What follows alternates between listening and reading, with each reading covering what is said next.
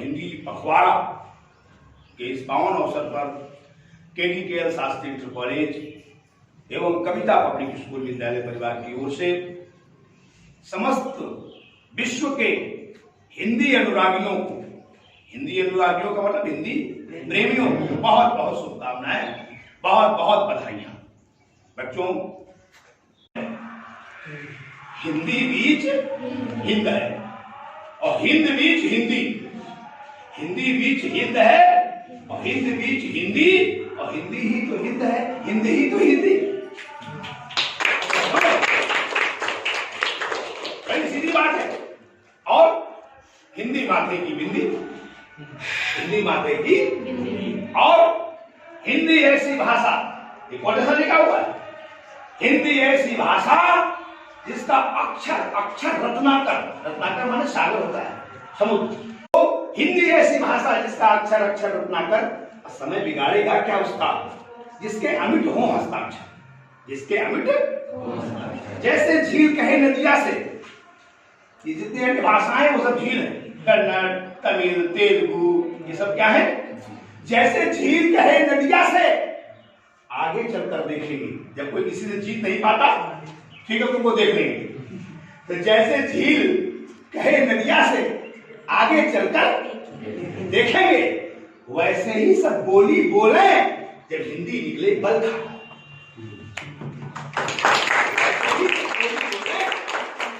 जब हिंदी निकले बल खाकर, यह है हमारी हिंदी।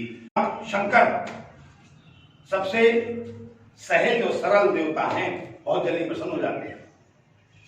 प्रसन्न हुए तो अपने डमरू को उन्होंने बजाया, शंकर जी ने अपना डमरू बजाया और उस डमरू से 14 ध्वनियां निकली, 14 स्वर निकले, आवाजें निकली। और उन ध्वनियों को महर्षि पाणिनि, जो अष्टाध्यायी जिन्होंने लिखा, उन 14 ध्वनियों को उन्होंने सूत्र के रूप में निरूपित किया।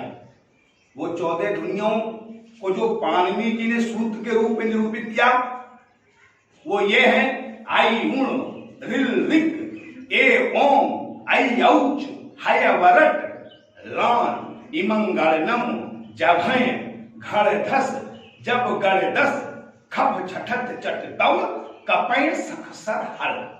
ये 14 सूत्र हैं। 14 जो ध्वनियां हुई, उसे 14 सूत्रों की भी उत्पत्ति हुई। और इन 14 सूत्रों में संपूर्ण वर्णमाला, आ से आह तक और का से ज्ञान, पूरी वर्णमाला वैज्ञानिक रूप से और गणित के ढंग से यहां पर सुनिश्चित है। आप लोग इसके विस्तार में जब जाएंगे तो आपको लगेगा क्या विज्ञान है, क्या गणित है इन सूत्रों में। और चूंकि संस्कृत देववाणी भाषा है, संस्कृत की बेटी है हिंदी। संस्कृत की बेटी कौन है? हिंदी। ये जो संस्कृत में नहीं कह पाते हैं या संस्कृत में कहने में दिक्कत है, तो उसको सरल रूप हिंदी दे दिया गया। सरल रूप क्या दे दिया गया? रामायण है, वाल्मीकि जी ने लिखी है, शुद्ध संस्कृत में है, लेकिन तुलसीदास जी ने उसको संस्कृत की बेटी हिंदी में, तुलसीदास जी ने रामचरितमानस को लिख दिया, जो कि सबके लिए बोधगम्य, सबके लिए सहज, सबके लिए सरल हो गई। तो संस्कृत का देववाणी का विकल्प है हिंदी। देववाणी का विकल्प क्या है?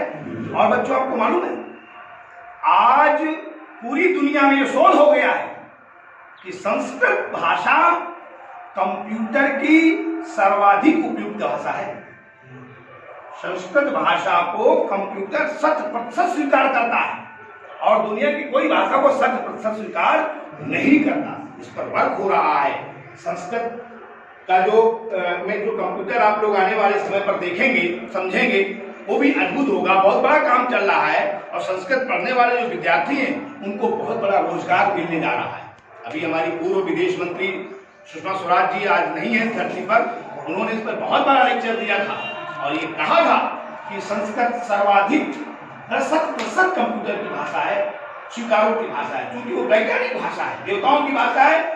और संस्कृत भाषा सर्वसामान्य भाषा जननी, संस्कृत भाषा जितनी अन्य भाषाएं हैं उन सब भाषाओं की जननी है, मां है।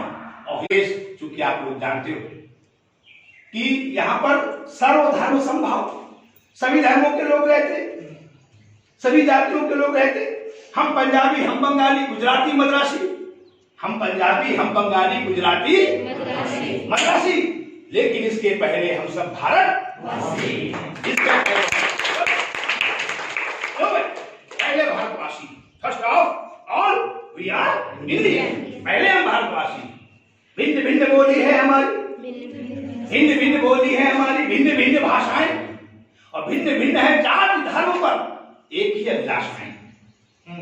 भिन्न भिन्न है जाति धर्म पर एक ही अभिलाषाएं, और एक अभिलाषाएं क्या है? भारत देश हमारा, हमें भैया प्राणों से, ये एक ही अभिलाषा सबकी है। आप देखिए हमारे बॉर्डर में, हमारी सीमाओं पर हिंदू हो, मुसलमान हो, सिख हो, सभी लोग वहां पर डटे हुए मैदान में। हम तो एक बात और कहते हैं कि कहते हैं हिंदू मुस्लिम सिख ईसाई आपस में सब भाई भाई, ये नारा है, ये कहा जाता है। तो देखो भाई भाई है तो पक्का है, ऐसा कोई घर नहीं है जहां भाइयों में आपस में लड़ाई न होती हो। तो भाई भाई में लड़ाई तो होनी ही होनी है। तो इसको नारे को, स्लोगन को ऐसे कहा जाए, हिंदू मुस्लिम सिख ईसाई भारत मां के सभी सिपाही। सिपाहियों झगड़ा नहीं होता, प्रोटोकॉल होता है, सिपाही बिल्कुल तटस्थ रहते हैं, उनमें झगड़े की बात नहीं होती। हिंदू मुस्लिम सिख ईसाई भारत मां के सभी सिपाही। हमारी भारत मां, जिनके बारे में कहा जाता है कि जिनकी गाथा आप लोग सब पढ़ते आए हो और पढ़ रहे हो, भारत देश एक जमीन का टुकड़ा नहीं, जीता जागता राजपुरुष है। हिमालय इसका मस्तक है, गौरी शंकर शिखा है, कश्मीर किरीट है, पावस के काले काले मेघ इसके कुंतल केश हैं, बंगाल और पंजाब इसकी विशाल भुजाएं हैं, सागर इसके वस्त्र हैं, पर्वत इसके वक्षस्थल हैं, विंध्याचल तटी है, नर्मदा करधनी है, पूर्व और पश्चिम घाट इसके दो विशाल जंघाएं हैं। ये नंदन की भूमि है, ये अभिनंदन की भूमि है, ये तर्पण की भूमि है, ये अर्पण की भूमि है। सूर्य और चांद इसकी आरती उतारते हैं, बिंदु बिंदु गंगा जल है, कंकड़ कंकड़ संकर है। जिएंगे इसके लिए और मरेंगे इसके लिए। ठीक है, आज दिवस पर पुनः सबको बहुत बहुत बधाई। बहुत